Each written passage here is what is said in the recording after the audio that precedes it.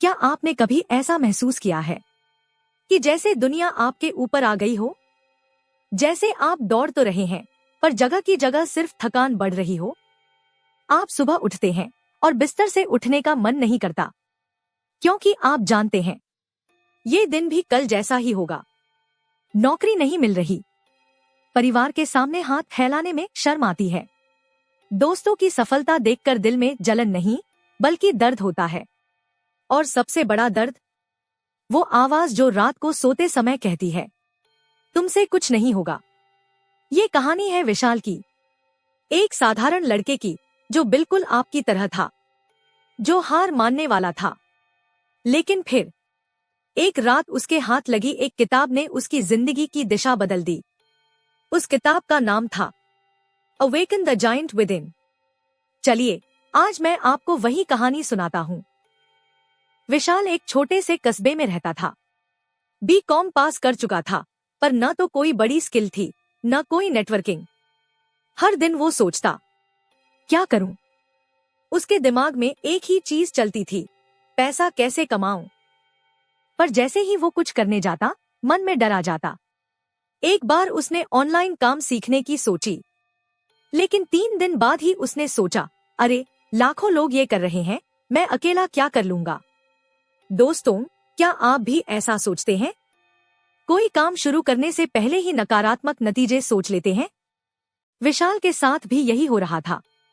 वो हर सुबह 10 बजे उठता, मोबाइल चलाता, इंस्टाग्राम पर सफल लोगों को देखकर जलता और फिर सो जाता। एक दिन उसके पिता ने कहा, बेटा अब तो कोई काम ढूंढ लो, घर में शर्म आती है लोगों से मिलने में। वो रात बहुत बुरी थी। विशाल के कमरे में अंधेरा था और उसके दिल में उससे भी गहरा अंधेरा। उसने सोचा, शायद मैं वाकई काबिल नहीं हूं। उस रात वो सो नहीं पाया। वो उठा और उसने अलमारी में रखी अपनी पुरानी डायरी निकाली। उस डायरी के आखिरी पन्ने पर लिखा था एक नाम, पंकज सर। पंकज सर उसके कॉलेज के प्रोफेसर थे। उन्होंने एक बार विशाल से कहा था, बेटा तुम हार नहीं मान रहे, तुम अभी जागे ही नहीं हो, ये किताब पढ़ो। उस किताब का नाम था awaken the giant within by Tony Robbins. Vishal ने वो किताब उठाई, सोचा अब क्या बिगड़ेगा। विशाल ने किताब का पहला पन्ना खोला। उसने awaken the giant with in में पढ़ा कि हमारी जिंदगी हमारे फैसलों से बनती है, न कि हमारी शर्तों से। पहले तो उसे ये साधारण लगा, लेकिन फिर उसने आगे पढ़ा, जैसा कि टोनी रॉबिन्स कहते हैं, हर एक पल में हम या तो कोई फैसला ले रहे होते हैं या फिर कोई फैसला न लेकर समय गंवा रहे होते हैं। उस रात विशाल ने अपनी डायरी में लिखा, मैं फैसला करता हूं कि अब दुखी रहना मेरी मजबूरी नहीं है। ये छोटा सा फैसला था, पर यह जादू की तरह था, क्योंकि उसने सिर्फ सोचा नहीं, उसने लिख दिया। अगली सुबह वो 6 बजे उठा। हाँ यार, 6 बजे, जो आदमी 10 बजे उठता था।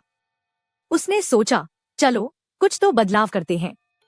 उसने awaken the giant with in में पढ़ा था कि हमें अपने दिन की शुरुआत ग्रैटिट्यूड, शुक्रिया के साथ करनी चाहिए।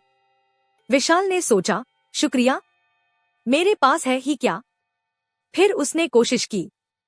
उसने कहा, शुक्रिया कि मेरे पास आंखें हैं, शुक्रिया कि मेरे पिता आज भी मुझसे बात करते हैं, शुक्रिया कि मेरे पास ये किताब है। धीरे धीरे उसे अजीब सी शांति मिली। वो समझ गया, जब दिमाग शांत होता है तभी सही सोच आती है। अगले कुछ दिनों में विशाल ने वो किताब उलट पुलट कर डाली। उसे समझ आया कि हम जो सोचते हैं वैसे नहीं बनते, बल्कि हम जैसा महसूस करते हैं वैसे बनते हैं।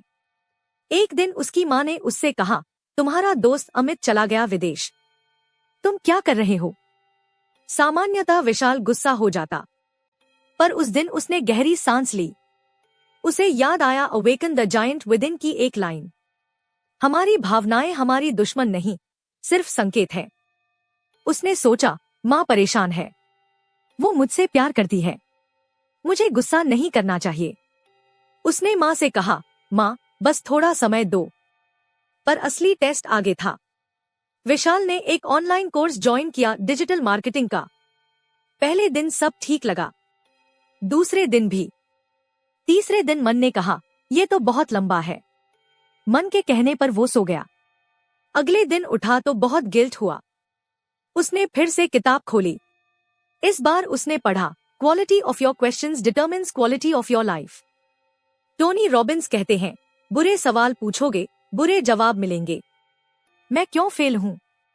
ये सवाल तुम्हें बहाने देगा। मैं कैसे सीख सकता हूं? ये सवाल तुम्हें रास्ता देगा। उस दिन से विशाल ने हर सुबह खुद से पूछना शुरू किया, आज मैं अपनी जिंदगी का कौन सा 1% सुधार सकता हूं?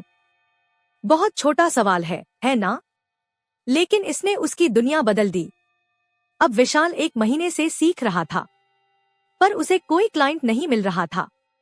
उसने 10 लोगों को मैसेज किए, सबने इग्नोर किया। उसने 20 किए, कोई रिप्लाई नहीं। रात को वो रोया। उसने सोचा, देखा, मुझसे नहीं होगा। तभी उसकी नजर किताब के एक पन्ने पर गई।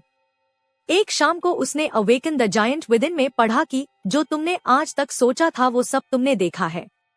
अब वो सोचो जो तुमने कभी नहीं देखा। विशाल ने सोचा, मान लो 6 महीने बाद मैं सफल हूं, तब मैं कैसा महसूस करूंगा? उसने आंखें बंद करके सोचा, शांति, आत्मविश्वास, संतुष्टि। जब उसने आंखें खोली, उसकी बॉडी लैंग्वेज बदल चुकी थी। वो सीधा बैठ गया। उसकी आवाज भारी हो गई। यही असली जागरण था, the awakening of the giant.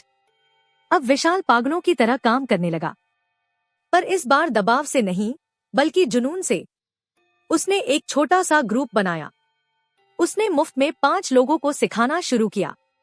लोगों ने कहा, पागल है क्या? पैसे कमाने दे, फिर सीखा देना। पर विशाल को अब फर्क पता था। टोनी रॉबिन्स कहते हैं, action without emotion is just effort. उसने प्यार से पढ़ाया। उसने दिल से सुना। 3 महीने बाद उन्हीं 5 लोगों में से एक ने उसे 5,000 रुपए दिए। सर, ये आपकी फीस। मैंने आपकी वजह से अपना पहला प्रोजेक्ट जीता। विशाल उस दिन रोया, पर ये दुख के नहीं, सफलता के आंसू थे। उसने उसी रात पिता के हाथ में पैसे रखे। बोला, पापा, ये मेरी पहली कमाई है। पिता की आंखें नम थी। माँ ने उसे गले लगा लिया। उस रात विशाल ने डायरी में लिखा, आज मैं वही आदमी हूँ, पर मैं वही नहीं रहा। अब विशाल एक मोटिवेशनल स्पीकर और मेंटर है। वो लोगों से कहता है, मैंने कोई चमत्कार नहीं किया, मैंने सिर्फ एक किताब को पढ़ा, उसे जिया।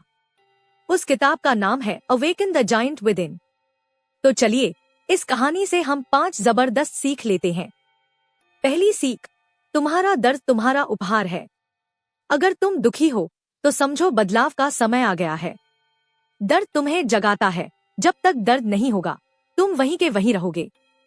दूसरी सीख, एक फैसला तुम्हारी पूरी जिंदगी बदल सकता है। अब और नहीं, ये फैसला विशाल की जिंदगी का टर्निंग पॉइंट था। आप आज क्या फैसला ले रहे हैं? तीसरी सीख, अपने सवाल बदलो, जवाब अपने आप बदल जाएंगे। सब खराब क्यों है को बदलो, मैं क्या सीख सकता हूँ। चौथी सीख, ग्रेटिट्यूड, शुक्रिया सबसे ताकतवर हथियार है। जब तुम शुक्रिया करोगे, डर अपने आप भागेगा। रात को सोने से पहले एक चीज के लिए शुक्रिया करो, सिर्फ एक। पांचवी सीख, विश्वास ही सब कुछ है। तुम कुछ भी कर सकते हो, बशर्ते तुम यकीन करो कि तुम कर सकते हो। कोई भी किताब तुम्हें बदल नहीं सकती जब तक तुम खुद नहीं बदलना चाहते। दोस्तों, कहानी यहीं खत्म नहीं होती, क्योंकि आपकी कहानी अभी शुरू हुई है। विशाल ने वो किया जो आप कर सकते हैं। उसने अंदर के दैत्य को जगाया। हर इंसान के अंदर एक दैत्य सो रहा है, एक ताकत, एक शक्ति जो हार नहीं मानती। बस उसे जगाने के लिए सही फैसला चाहिए। तो क्या आप तैयार हैं? क्या आप आज से बदलेंगे, या फिर कल फिर वही सुबह होगी, वही शिकायतें, वही उदासी? ये सवाल सिर्फ आपको जवाब देना है। बिना जवाब दिए मत छोड़ना। अगर आपको ये कहानी पसंद आई हो तो वीडियो को लाइक करें। ऐसी और कहानियां सुनने के लिए चैनल को सब्सक्राइब करें और घंटी का बटन दबाना मत भूलना।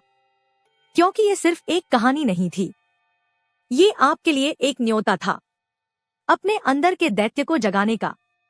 धन्यवाद।